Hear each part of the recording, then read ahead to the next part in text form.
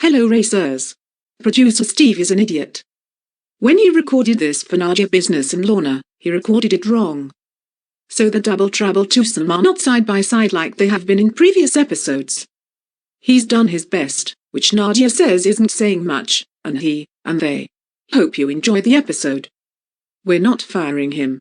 Yet. So this is green, this dress. Shut up! I'm not even joking. Hold on, bear with me. Let me show you. Oh my god! Hence the eyes. Completely forgot about the webcam. Oh, you need to get a new webcam. You look, have you got a different webcam? No. Have you thought about it? When have I had time to think? Let me do. All I want for my birthday is a new webcam. Oh. Yeah, nice. your birthday's coming up, and then it's Christmas. so you never know. Sorry, are you not plugged in right now? Hold on. Oh my god. He heard distress and came running like Once Prince a producer, Charming. always a producer. Oh my god, yeah, definitely. Yeah, Right, I need like to you get do you do know that he sort of like plugs me in like every time we record. Does he know? Racers, are you ready? It's time for The Brit Stop!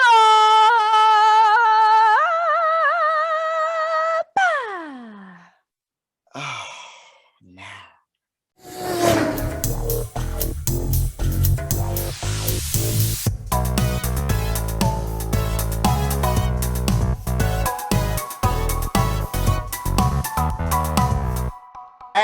Hello, and What? Did you run out of steam? I lost confidence halfway. You lost confidence. Hello, and a huge fabulous welcome back to the Brit Stop. I'm not that kind of curl. Nadia Business. And I'm not disappointed. I'm full on angry. It's Lorna!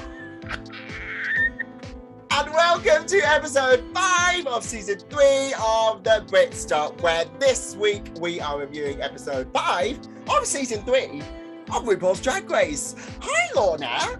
Hi, babe. How are you? Always the first thing we ask. I'm good. It's been a long week. And I think I've just about recovered from a very late night last night. How are you?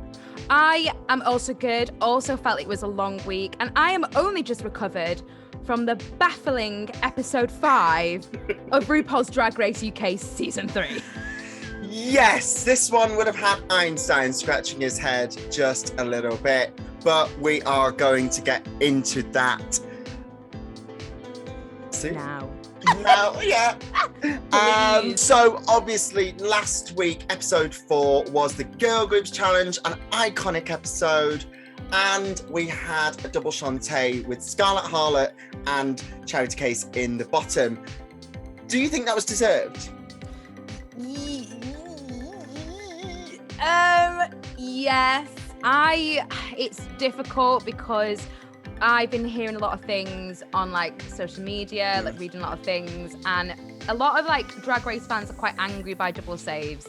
I think the first couple of times it happened in the Drag Race franchise, it was quite a exciting moment. I can't remember the first time there was ever a double save, but now it is becoming a little bit tired, and I've got to admit, I do want these bitches to go home so we can get to that winner. But yeah, I don't know. I think they were only double saved because of Victoria Scone's misfortune of having to leave the competition. Scarlet Harlot used a white handkerchief, in the lip sync against Charity, and her interpretation of it, whilst doing it, was waving goodbye to the competition. But as everybody else knows, Lorna, what does a white flag symbolise? Well, isn't it like, you know, giving up? Isn't it like just, you know, oh, I'm out, you know?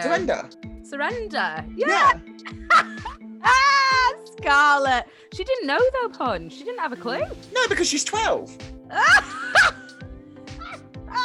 They're going into the mini challenge, and this week it is RuPaul's dog race. What the hell? I mean, I loved it, but it was mad. Who comes up with these ideas? I swear to God. I want to be round that table with all the producers and the directors of RuPaul's Drag Race. You know, okay, brainstorm everyone. We've got to think of, I don't know, 12, like, if less, mini challenges this season. What we're going to do. Yeah. RuPaul's dog race. Yeah. Okay. Can we just briefly mention that it's becoming quite a thing with these queens teaming up and queens being offended. So we saw a moment that Ru said, pair up with your, like, you know, your bestest Judy, your best friend. Yeah. And like you say, one is the owner, the other person is the dog. And the queens just kind of like scramble to their besties. And we saw a really awkward moment of Scarlett just grabbing Charity, like literally hugging her, holding her in a brace, and just being like, Charity babes, like us. And then Charity literally just like prized out of Scarlett's hands and then ran to Kitty. That is such a pie. Briefly getting into the mini challenge. Sure. I mean, it was just ridiculous. Absolutely ridiculous. Shout out to Charity, who actually got into a proper dog mug. Like her face was a dog. They supposedly had 15 minutes. How did she get that on so fast? Were they prosthetics or was that makeup? It would have been prosthetics that was already done. But when you're putting prosthetics on, you have to lay them down. Amazing. Unless it wasn't 15 minutes. My favourite, I've got to say, was Crystal's look of a pure Karen energy. Oh my God. In a sort of like pink. I know it wasn't Von Dutch, but it gave me very like pink Von Dutch. Yes. Like, you know, suit. Oh yeah, I loved it. And her energy was hilarious. I'm really loving Crystal because she's so fierce and she's so like perfection in drag and glamour. She's a proper glamazon. But she is proving every week that actually she can really take the mick out of herself and be really silly. Yes. So I loved this. I thought it was hilarious. Yeah, no, like she is proving us wrong each time. Are you good at leaving spots? As in, you just don't touch them? Because I am a terror. I squeeze. I'm really bad. I don't squeeze, I pick. Do you pick? I pick. Ew, Michelle. Yeah. But I didn't have like spots as a teenager. I had very clear skin. Yeah, but I got like deaf, dumb, and blind, and my sister got bad acne and hay fever. Like, who got it worse? I don't know, honey. What a gene pool to pick from. I personally think Crystal carried this team to victory single-handedly, with like Scarlett balanced on her little finger, like. Yeah, completely agreed. And their prize, once again, for Scarlett was to be team captains. So Ru announces that the Maxi Challenge is advertising. So they've got to advertise this new sort of like Alexa sort of like technology that they're calling Drag Lexa. And the queens have got to split up into two teams and create an advert to advertise this Drag Lexa, whatever it is. It is a classic challenge. It's we've seen it so many times, haven't we? Yeah, we've seen this before. I mean, this challenge has got like potential. This is like an acting challenge. This is like, you know, working as a team. You can be as silly, as campy, as draggy, and creative as possible. You would think. Wow. So Team Scarlett is Ella Day, Theresa May, and Kitty Scott Claus. And Team Crystal is Vanity Milan, Charity Case, and River Medway. Mm-hmm. Instantly, I think the stronger team is Team 1, Team Scarlett.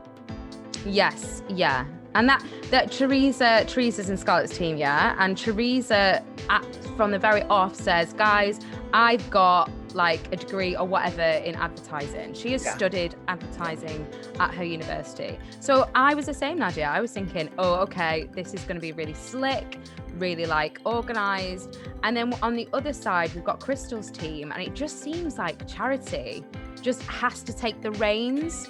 And from my point of view, I was like, thank God they've got Charity there, because I'm not sure if anyone else was really leading the pack.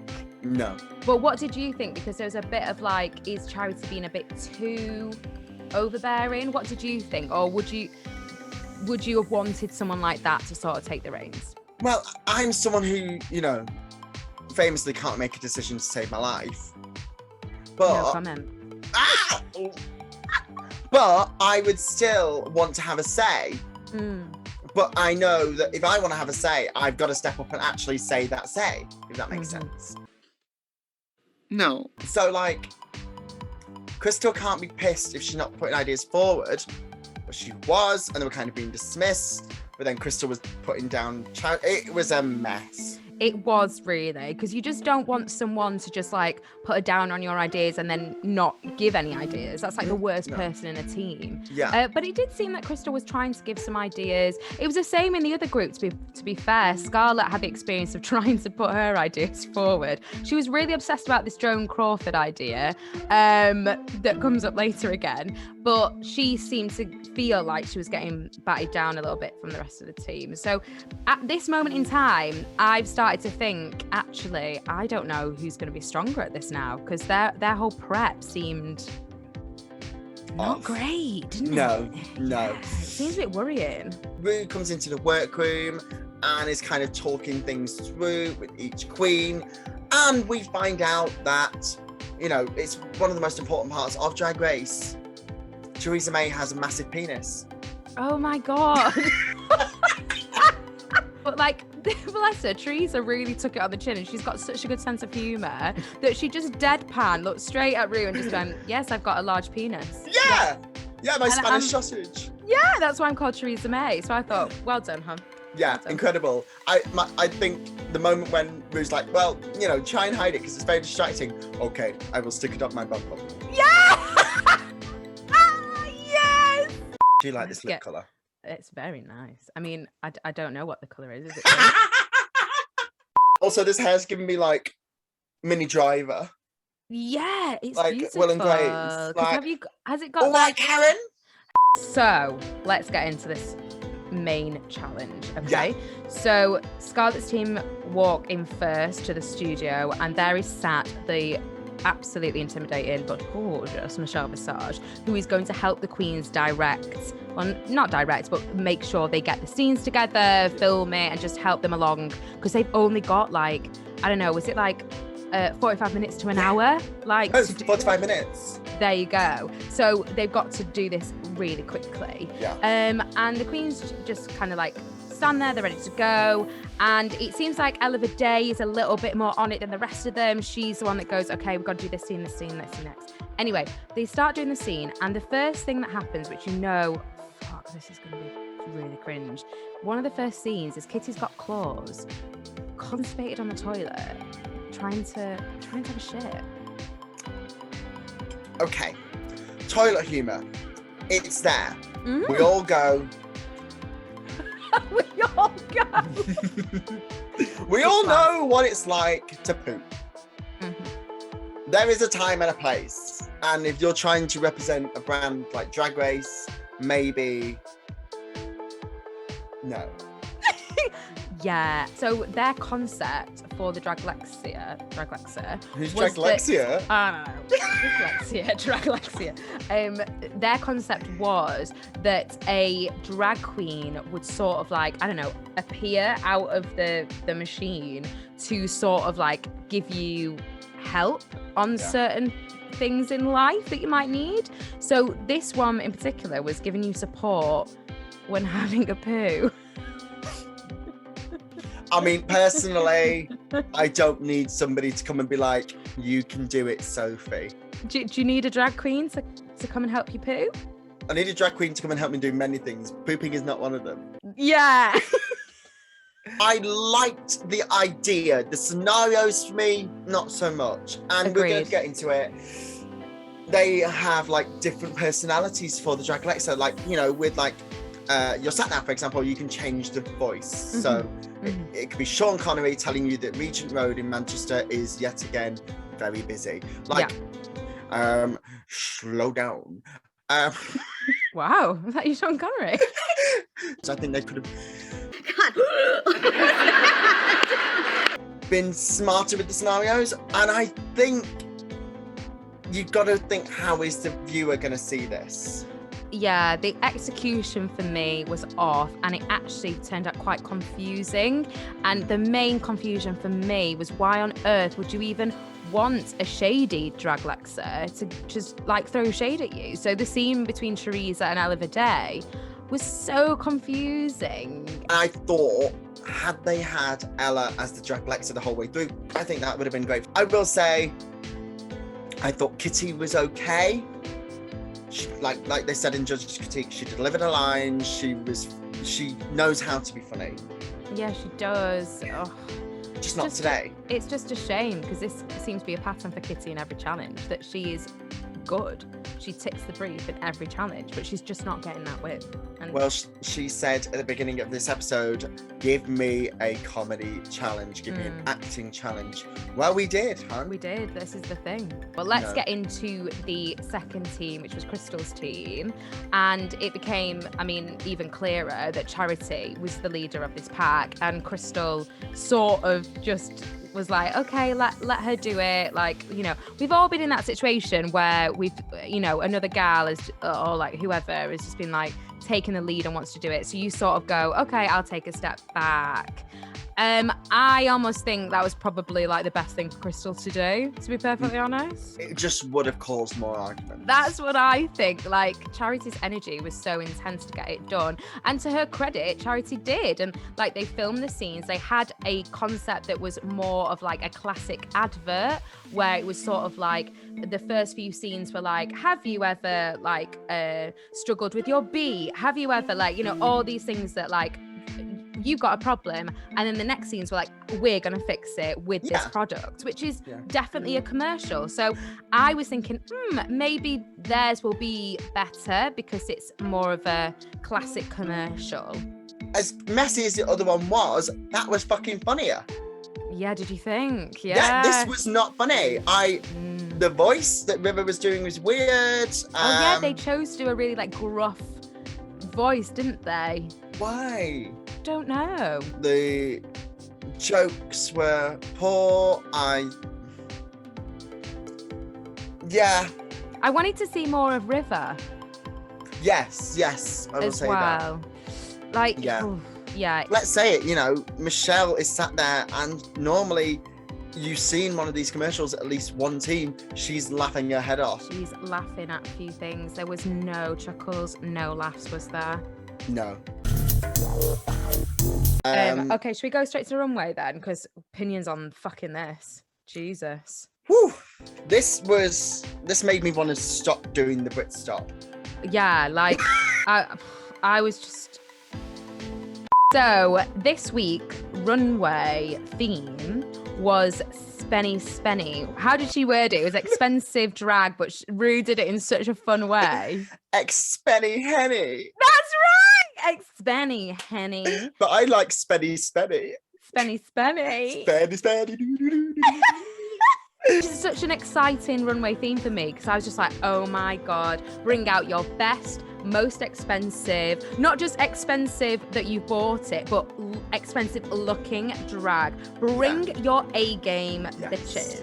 Also, that's what I'm expecting. There's so many different interpretations you could go with here. Mm-hmm. Like, you could go the money route, you could go looking expensive, you could go the person who has money.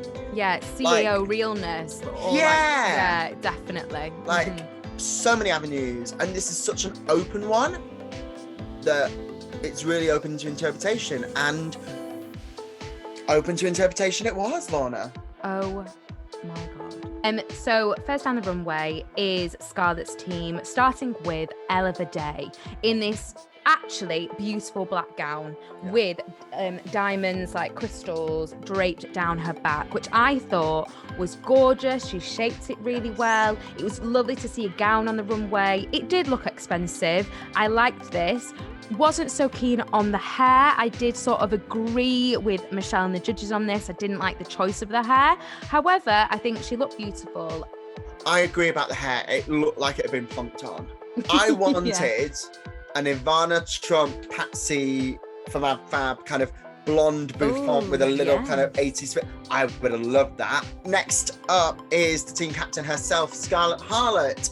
And she is giving us, she says, Miranda Priestley, but like female pimp. And she has a cane for about 2 seconds because she throws the cane away. I barely saw it. No. I was so annoyed with her for this. I was like, the presentation is part and parcel of the runway. You keep that cane, you are a whole different character with the cane. You're just a rich old lady without it. I didn't like this look. I thought that it didn't look expensive. It looked like what you could get from a costume store. It looked cheap. And I was really confused with her choice of wearing sort of like this white blonde wig. She had very like white pale makeup, if I remember rightly. And she just looked like a weird age. It was like, are you trying to age up? But you still got this like baby face. Like, it just didn't work for me. It didn't look expensive. I mean, Michelle said it, the devil wears Primark. Oh, yeah. Next down at the runway was our gorgeous Kitty Scott Claus, right? And she did look beautiful, as in her makeup, her hair, her body was right. Yes. She looked so pretty, so beautiful. However, I do not want to see a bodysuit with stuck-on coins down this runway. Honey. Like, no. Bitch. No. What's happened to gowns, Nadia? What's happened to There's gowns? There's nothing wrong with a gown.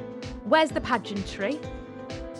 I'm only angry at this because we see 2 more on this runway. That's why I'm angry about this. Next up is Choisa Bay, who wants to pay homage to the Rush Gold, meaning the Gold Rush. The Gold Rush. So she's come as a gold cowgirl with fringe, with a money gun, with red boots. Calamity Jane. Calamity Spain, Alan said, which I thought was great. I thought that was very, very good. However, this was Honey G in Country Week on X Factor. And it looked cheap. I get what Teresa was trying to do. She was trying to be different and she was trying to do a different interpretation. So I'm up for that. I'm up for that thought process, trying to think outside the box. Yeah. However, it didn't look expensive. This sort of costume that you could pick up from, Party City. This was... Love Your Babes Manchester costume store. Shout out to Love Your Babes. There's one in Bolton. Oh my God, love it. Okay, so next down the runway was Crystal's team, the advertisement, and lead of the pack, Crystal started, and she came down the runway in the second bodysuit of the night. This probably upset me the most because I know how amazing Crystal's looks are and have been. And that's the problem. If you put yourself on such a high pedestal, which Crystal has so far, the drop is phenomenal. She looked incredible. However, that could just be a basic party look, okay? It could have fit any category. I don't have anything more to say about this. I think she looked beautiful, but no. Next up, the only person to meet the brief this episode. Yes. The only person. River Medway comes out in this gorgeous homage to her Southeast Asian culture and heritage.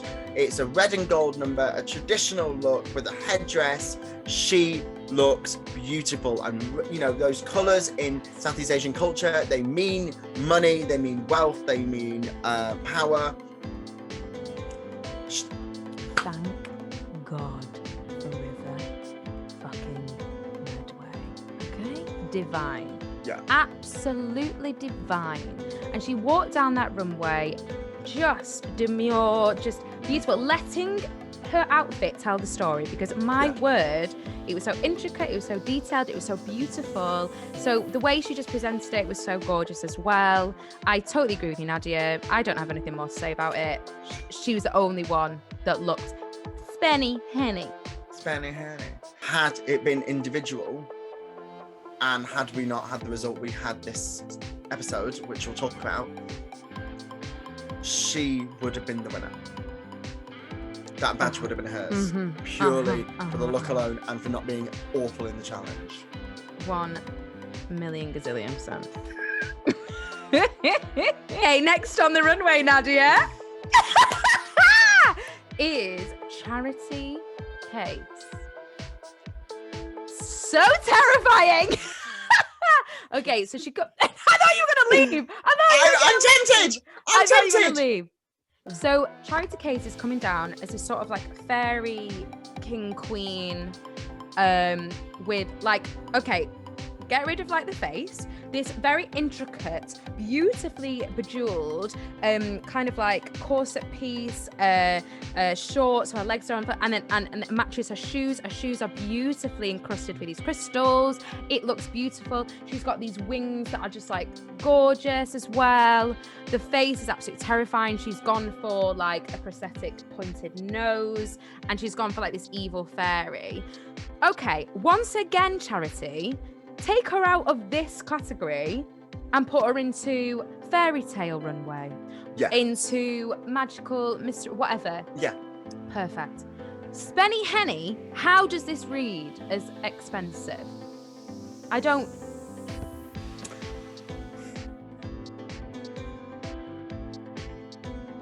Any words? No.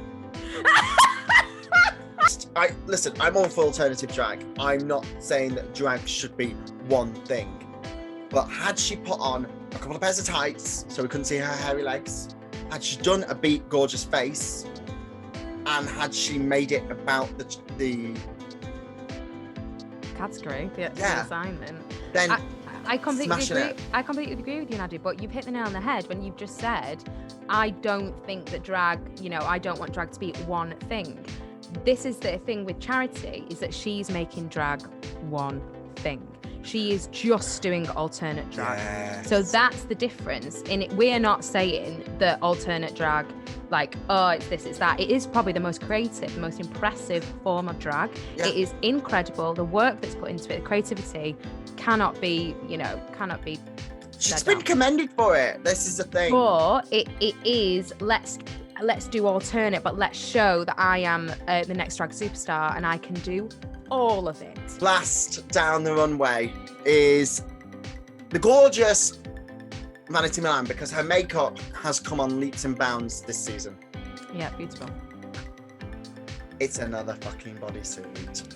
Third bodysuit in one runway on Spenny Henny. Once again, what is wrong with gowns, pageantry, expensive, over the top? Is this like a young thing? Like queens just wanting to be in bodysuits and just show body? Is that just it now? I don't get it. Vanity looked beautiful, but once again, it's not in this category. She could wear that for any category. Out of all of these runway looks, one person met the brief. Okay, two, if we include Ella. Two, Ella, yeah. Two, including Ella. Yeah. But River had no faults whatsoever. Yeah, none. So, I guess... Fiery. I mean, this is bonkers because we still have a lot to talk about, because our guest judge this week is the absolutely gorgeous and then super talented Leigh-Anne of Little Mix. Looking beautiful. Her look was so cool. So cool. The judges watched the commercials, and I mean, I knew that they weren't the best that we've seen in Drag Race history. Did I expect this reaction? No. No. This was way harsher than I expected. None of them laughed. None of them cracked a smile. There was the most awkward moment when the first teams finished, And I believe it was Kitty that let out sort of this awkward laugh because what can you do? And it was like silent. It wasn't even any better for the second team. No. But I also do think that a lot of these adverts and a lot of these challenges in Drag Race in general aren't usually that funny, and a lot of them are flops. And the reaction isn't as bad as what Ru, Michelle, and they all had. I think it was very harsh. It was very harsh. No, these challenges are not maybe the funniest moments of Drag Race in a season. But, there's always a moment that kind of gets taken into a pop culture meme, at least for a couple of days or a week or whatever. Yeah. Ru was mad. Pissed. So mad, and was like, it's getting real. And to the point of how mad she was that she declared that there would be no winner this week and that all of the queens were up for elimination. Nadia. I mean, this is the first time in Drag Race history ever. Do you think this is deserved? Did it make good TV? Oh, yeah. This was all 8 queens. So you kind of get a sense of how pissed off Ru was. Kind of got a sense. Kind of.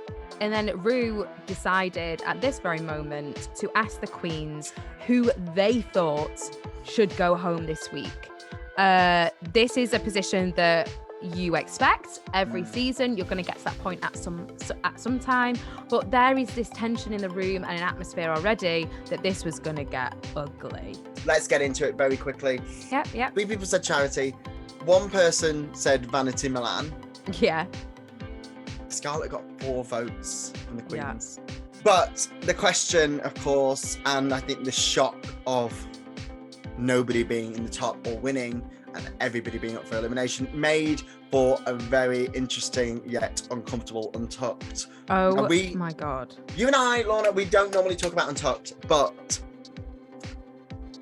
I think we're going to have to because people are pissed. Let's talk about Scarlett. She is pissed off. Hurt. Yeah. She won't speak. She won't speak to them when she comes in. And it's just one of those things that it's shit. It's really shit. It is awful. When your name's being read out, not once, not twice, 3, and then it's getting, oh my God, these queens want me to go. That is horrible to deal with. However, I think she just dealt with it so immaturely.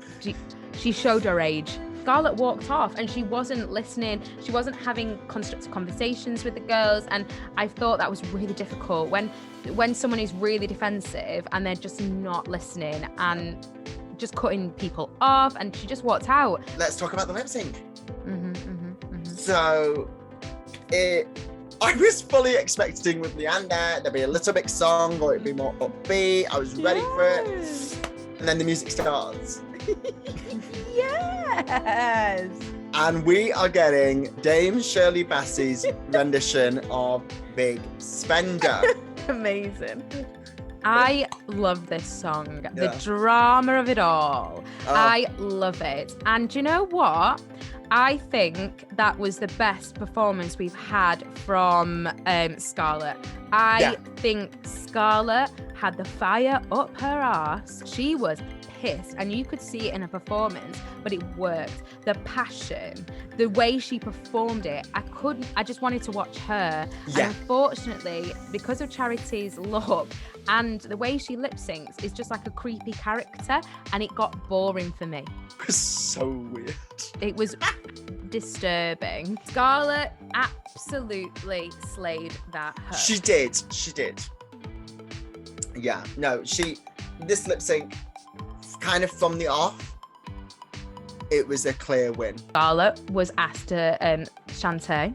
Yeah. Oh, Shantae. And poor Charity was asked to sashay away, which was sad because we know how amazing she is and her creativity and her looks, and actually in the outside world how respected she is as a queen. Her art is absolutely incredible. I think what she's able to do, the skill, the talent, the ideas, the creativity, amazing. This, I will say, let's say it now, this was an interesting episode. It wasn't my favourite. I spent a lot of it going like this.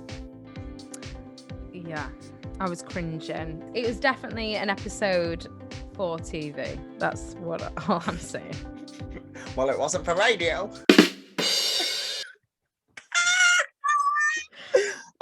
Wise comment of the week. I think I've just run out of sass now. I've given this episode way too much sass, and now You've run out of sass? Yeah, I think I have. The Pope will be a fucking Protestant before that happens, love. And he'll stop shitting in the woods.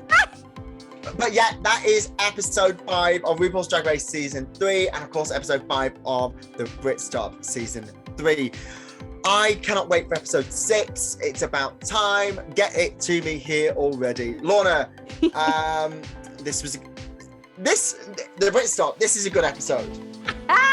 Yes! You can find us on all social media, on Twitter, Instagram and Facebook at The Brit Stop Show. You can also find Nadia on her personal pages and my personal pages, which will be up and downsies.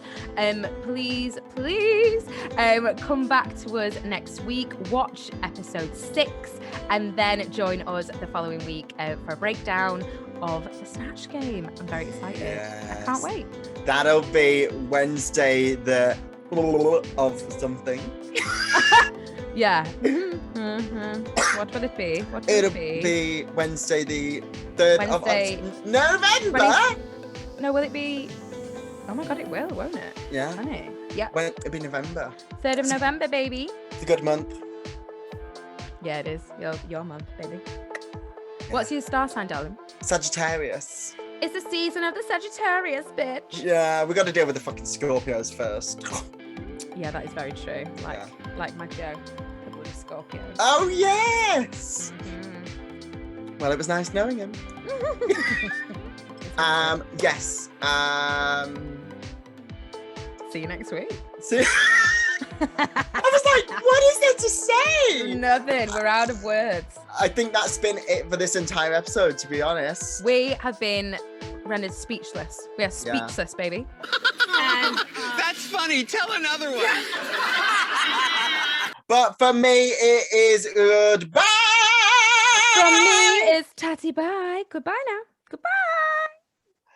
See you later.